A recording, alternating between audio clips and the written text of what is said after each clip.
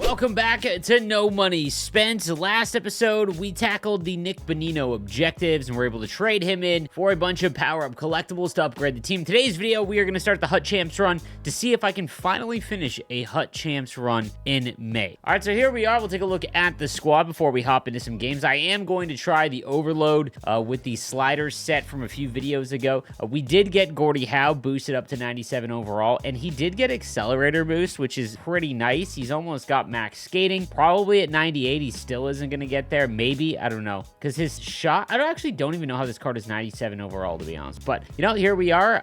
We'll see. We've got Mario Lemieux still ahead of him slightly, which I think is still the play. And then we've got Matt Duchene, who we've been slowly upgrading, and he's going to be a great card for us, I think. On defense, slowly working on Drew Doughty. I'm going to need a few more power collectibles. It's probably where I'm going to put the next few power collectibles I get. I don't have any yet, so that is probably just to get them done. I just need it done and over with, so that's probably where we are going to situate. I do want to bring this up again because I've talked about it before. Team of the season and team of the year, I don't want to say they ruin the rest of the game, because obviously they can't ruin the game because you get, like, the mass of the player base gets so amped up for those two events. Like, even just my numbers alone, let's say, the general interest in it is unmatched in team of the season as well as team of the year. The issue it has, though, is that because they happen so early on, team of the year happens 3 months into the game, and team of the season happens about 4.5, 5 months in.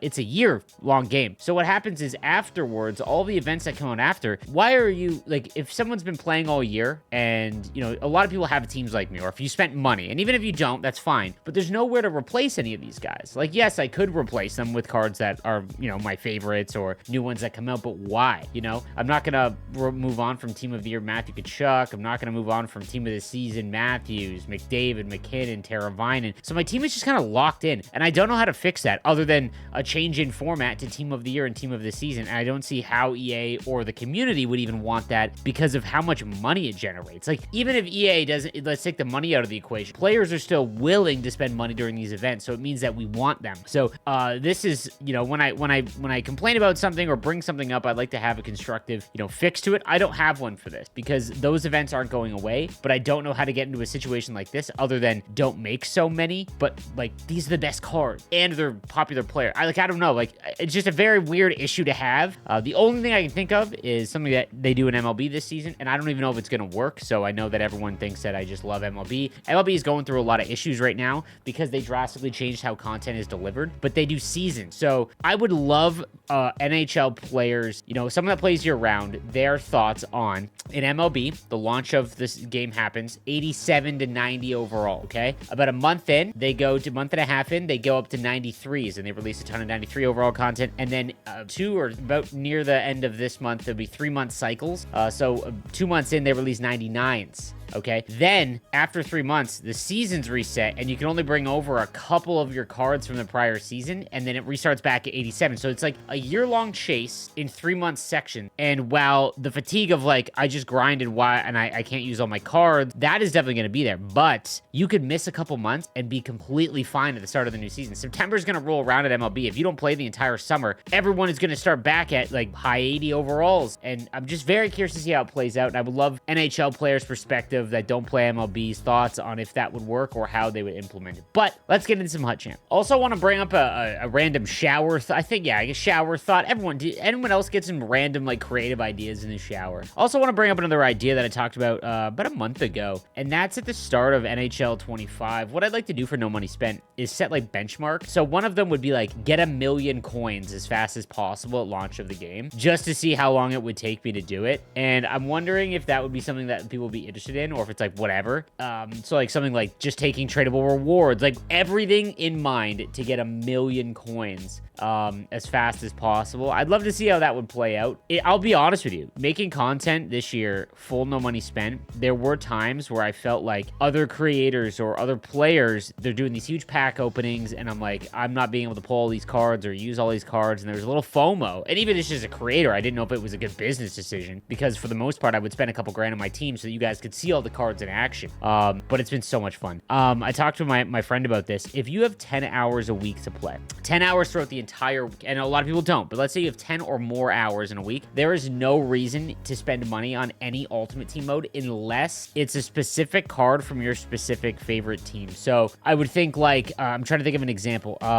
Getting Tomash Hurdle's fantasy card. You know, I'm a Sharks fan. Like, let's say I couldn't play a lot to grind out. Fantasy event's so hard to get because it's so expensive and it's very early on, so a lot of casual players can't really get invested in the event. But getting Tomash Hurdle's like Master Set player, that was important to do regardless. And I did it. I got Teravainen and then I sold everything I could to make Hurdle as well. It didn't pan out, but like that's an example. Like I could see spending money during that. But when you spend money, you're not guaranteed cards anyways. Like the last time they did that was, who remembers like NHL 20 or maybe it was 19, $100 pack and you got a guaranteed icon. But it wasn't like Solani was the best. There was 5 of them to choose from. And I think there was only 3 options in the pack, or maybe there's only 1. It was crazy, but it was low-key like the most worth pack out of all the packs that EA's released because you knew what you were getting. All right, here we go. Good luck, have fun. Let's see if we can start HUT Champs off on a big Canada, Ontario. Here we go. Okay. Hey. All right, so welcome into the Daily Yap. I don't really know what I want to talk about today.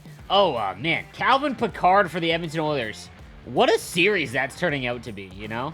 All right, let's see if these guys actually move when you set up. Am I not using the overload? I'm not. Okay. That's news to me. I thought I changed that. We're going to back right out. Get there. Oh, we put it upstairs. Make it snappy. Makes that goal almost automatic now at 99. I've noticed. Like, that goal goes in quite a bit throughout the year, but usually you have to find, like, the perfect spot on the ice for it. I find that Make It Snappy, you can just throw it up there. Also, Ranger fans, talk to me. You nervous yet? I'm not gonna lie, I'm not. A lot of people I've saw in my chat, like, oh my God, Carolina's gonna do it. First, they have a good team to do it, you know? But I think I need to remind everyone that it's happened, what, 4 times in NHL history and like 6 times in total in pro sports. The last time, famously, my San Jose Sharks giving it up. Let's go. Make it snappy. My San Jose Sharks blowing a 3-0 lead against the Kings in 2014. Famously, I took all of my memorabilia that I had gotten over the first 10 years of being a fan, and I burned it in my bonfire in the backyard. So I called it like my fan exorcism. Only like a few things survived it. Like I burned, I'm talking like I had a signed jersey from Jeremy Roenick. I had like autographed 8x10s, cards, pucks. It was a wild time. Needed to be done for my mental health. So I don't see how, you know, whenever I think about things that are, you know, is it possible that we're seeing it? Like 4 times in the history of the Stanley Cup playoffs, the odds are the Rangers are going to win tonight. So that's what I think happened. We'll see. I do think it makes Rod Brendamore's job like look a little bit more safer. Not that it wasn't. There's been a whole issue with like the contract on and off the table. I truthfully think that the Leafs are waiting. You know, obviously there's a lot of rumors about Craig Berube and whatnot, but I think that there's a lot of teams waiting to see if Brindamore does not get brought back by the Hurricanes, which I think would be a mistake because Brindamore just bleeds Carolina Hurricanes. So we'll see. But I think that like now, if it was off the table, getting it to 6, you know, from an owner's perspective, if he was the one like being like, I don't know if we should bring him back. He gets an extra gate from the round. You know, we'll see. But you know, here it is. Oh, breaking news. NCAA College Football 25 reportedly coming to PlayStation 5 and Xbox Series X, not PC. Wow, that's going to upset a lot of people. I'm actually okay with this, and I'll explain why. I don't think that EA has the dev team to make a PC game that isn't completely shattered and broken. So if, you know, I talked about this a lot about how NCAA 25 is like one of the most fascinating video games to come out in my memory because it's a sports game that no one cares about the online aspect. Like no one cares about the Ultimate Team mode, whereas in every other sports game, it's like the main thing, whether you want to admit it or not. It's the driver of engagement. And I'm sure there'll be an Ultimate Team in NCAA 25, but it won't be the focus because if it is the focus, then it's failed to start because Dynasty and Be a Pro, like, or Race for the Heisman are the things that everyone craves from NCAA. Like I can't wait. I didn't go to school in the United States. I can't wait to bring the Michigan State Spartans to a national championship or whatever, San Jose State Spartans to, you know, to an NCAA title. Like I can't wait to do that. That's the most fun of all those games, and like the Race for the Heisman and all of that. If it isn't a focus, it's going to be a massive letdown. Game 2. Can we start out 2-0? Stay tuned. We're going to find out. There it is! The heater off the draw. That is why, that play right there, guys, that is why you cannot tie up in the defensive zone. Or you can't lose a tie-up. So you either have to tie up yourself or do backhand stick lift or forehand straight back, whatever it is. But, you know, you have to do that because if you get a tie-up like that in NHL 25, and 24 was roughly the same, you can just walk right in and go low far side. Good tip, you know? Good tip. Extra on a Maple Leaf, Mitch Marner. His X Factor. Oh, I respect it. Okay. Teravainen, can you please get off the ice? Nope, you're just still in the forecheck. Love it, man. Absolutely love it. If I see Teravainen up in the play... Like... I don't understand. You have been on the ice since the start of the game. Get off.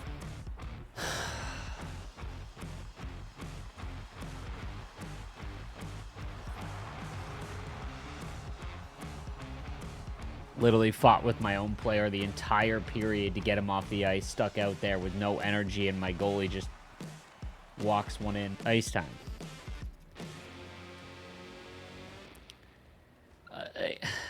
All right, gotta lean forward. Getting a little annoyed. I'm fighting the game right now. Oh, Teravainen, do something.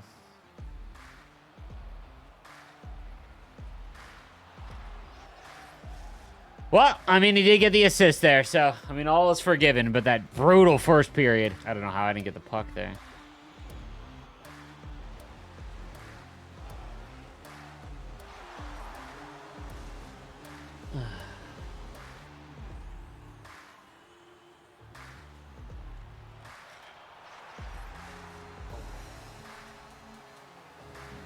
I have more TOA. I guess I just got to shoot more. Flick up. Let's just flick up. Everyone's got to make it snappy. Let's just flick up.